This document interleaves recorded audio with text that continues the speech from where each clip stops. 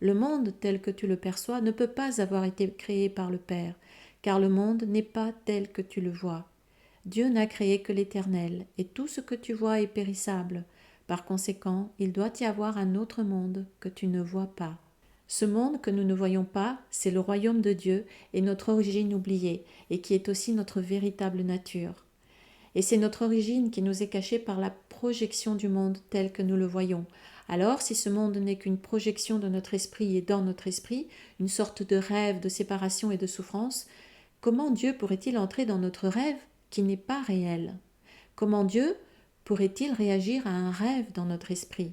Imaginez un enfant qui dort tranquillement dans son lit et qui fait un cauchemar pendant son sommeil, dans lequel il est un personnage qui a peur, qui souffre, qui est malade, attaqué, dans un monde où règne la peur et la guerre et plein de pauvreté. Un de ses parents l'entend gémir et il va voir ce qu'il a. Il comprend alors que son enfant est en train de faire un mauvais rêve.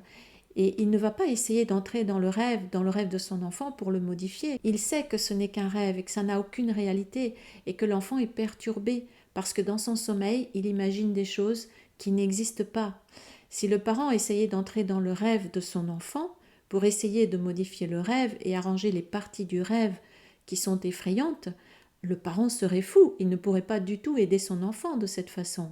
De la même manière, Dieu ne peut pas intervenir dans notre scénario, qui n'est qu'un rêve à l'échelle de l'univers.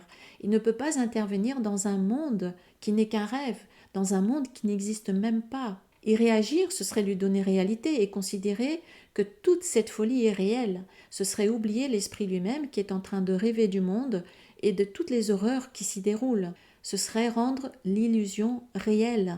Et c'est l'esprit de son fils qui est en train de délirer et qui croit que son délire, où il se voit comme un petit personnage fragile, faible, coupable, souffrant, victime, et entouré de plein d'autres petits personnages qui ont plus ou moins les mêmes conditions.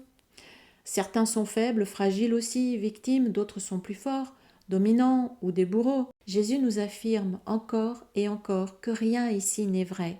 Ce monde est insensé et il ne peut être que le résultat d'une croyance complètement fausse qui n'a eu aucune conséquence réelle.